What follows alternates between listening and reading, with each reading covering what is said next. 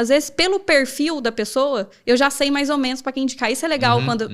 na BeHealth, como a gente tem um contato próximo com os colegas, então eu já conheço assim, olha, esse psicólogo, ele é bom pros empresários, porque ele tem uma mentalidade assim, essa é melhor que o adolescente. Então, a gente já conhece o profissional. Eu encaminho e oriento, atividade física, sono, toda aquela orientação. Mas são poucos que realmente aderem a todas essas mudanças. E muitas pessoas preferem só tomar a medicação. Preferem não fazer terapia. E se a gente considera, por exemplo, a depressão, né, colocar o transtorno mental um dos mais prevalentes, é multifatorial, Wesley. Então, assim, só a medicação não vai funcionar, né? Então, até atendi um engenheiro. Foi engenheiro, às vezes, tem um pensamento mais concretão, né, cara? Semana passada eu atendi e falou assim, então, Juliano, ó, eu vou tomar esse remédio aqui, vai aumentar a serotonina e é isso. Cara, não é só isso. Tem vários outros fatores relacionados à rotina dele, a como ele dorme, como ele come, como ele se relaciona com a esposa, que estão envolvidos no processo de adoecimento dele. Então, só a medicação vai melhorar? Talvez melhore ânimo, talvez melhore o humor, mas assim, ele vai ter uma melhora clínica, assim, 100%? Não vai.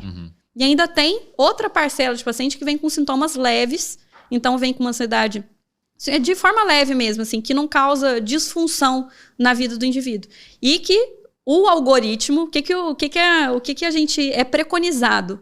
Psicoterapia, TCC, antes da medicação.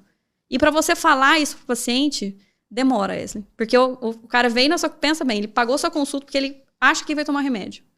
E aí, no final, ele recebe um encaminhamento para um terapeuta cognitivo comportamental. Ele falou, mas você não vai me dar remédio? Eu tô triste. Eu tô chorando durante o dia, você não vai fazer nada. Então, para o paciente entender que antes existe, igual, por exemplo, na diabetes, né? Que hoje eles falam pré-diabetes. O que o endocrinologista vai te falar? Estilo de vida. Estilo de vida. Cara, vai fazer atividade física, vai fazer musculação, né? Pro diabético e arruma a sua dieta. Antes de a gente entrar com metformina, qualquer outra coisa. E muitas vezes essa pessoa para aí.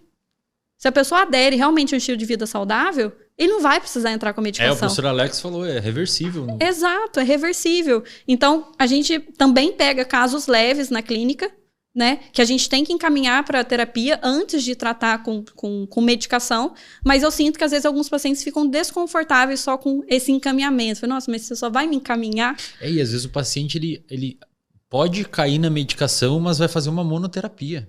Um medicamento só. Exato. Não vai precisar colocar uns 3. Por quê? Porque o resto já ele tá tentando ajustar com o estilo de vida. Sim. Só que é difícil a pessoa entender isso, né? Principalmente porque ela vai com a expectativa de ganhar um comprimido. E as soluções rápidas são muito perigosas quando a gente fala de medicação, né? Assim, eu não sou especialista em sono. Hoje a gente tem médico do sono. Médico que só faz isso, né? Que é especialista em sono.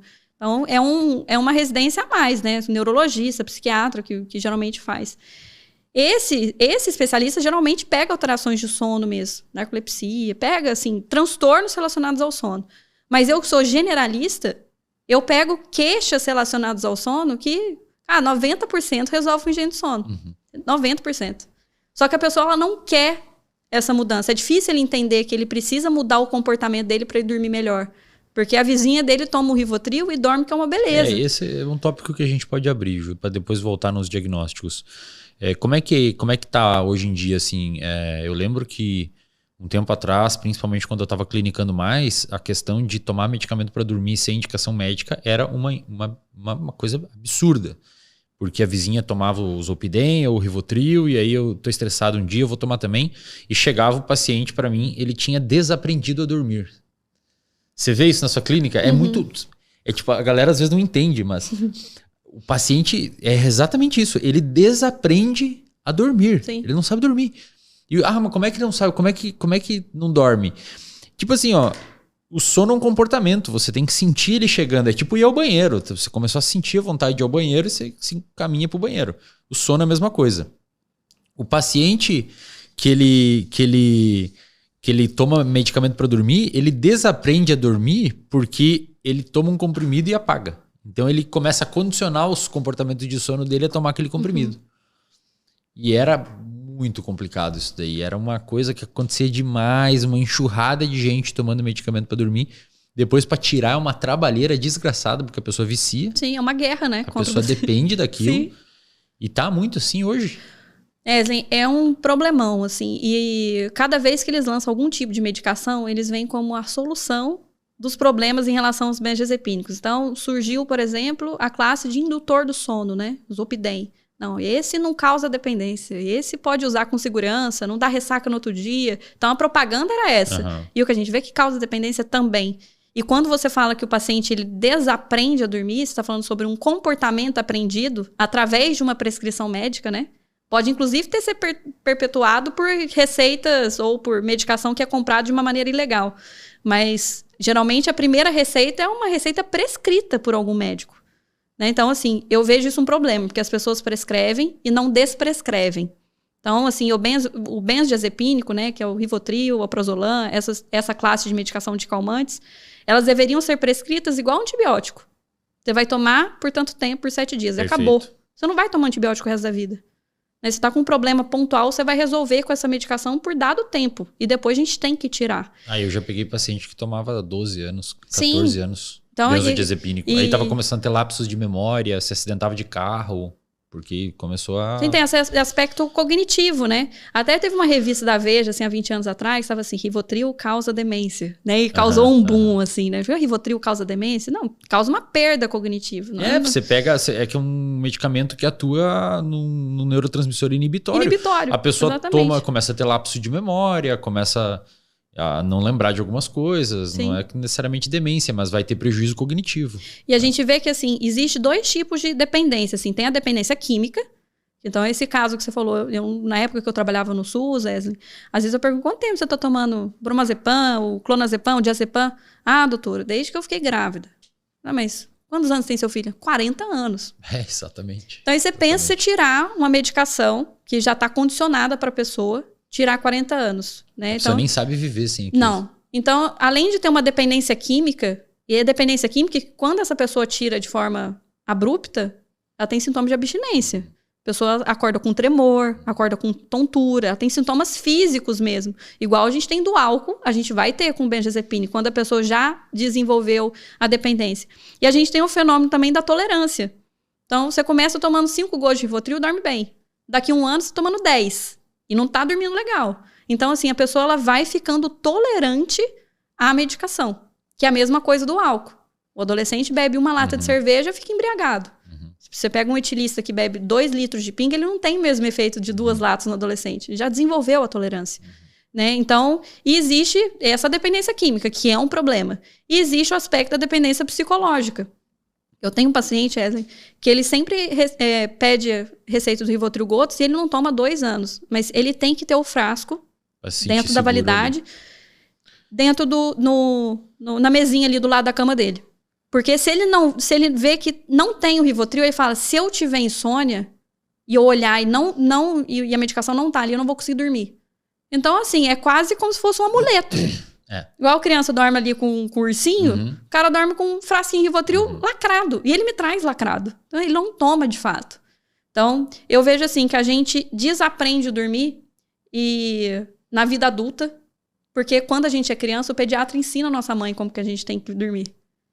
Todo pediatra fala, olha, tem que ter horário para acordar, tem que ter horário para a criança deitar, não pode comer tal coisa à noite, o quarto tem que ser escurinho, tem que ser fresco. O pediatra ensina como a mãe deve colocar a criança para dormir. E a gente começa a desaprender e fazendo tudo errado.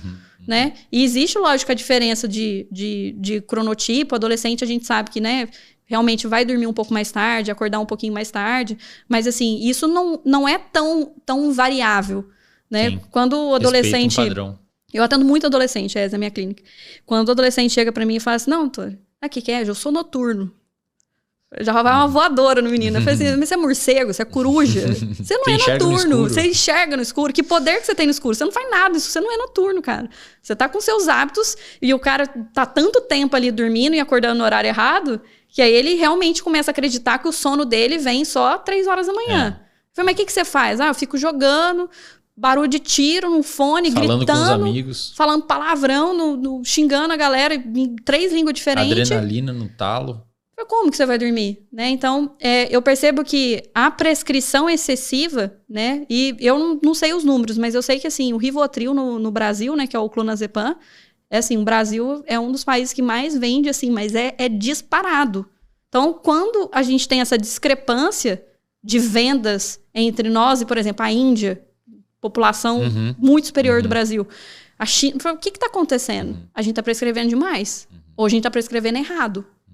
Né? Então, assim, o benzodiazepina, que para mim é o maior problema que a gente tem na psicofarmacologia hoje, é a retirada de benzodiazepínico. Tem que ir desmamando, gradual. Eu, particularmente, por exemplo, eu passo para o frasco em gotas.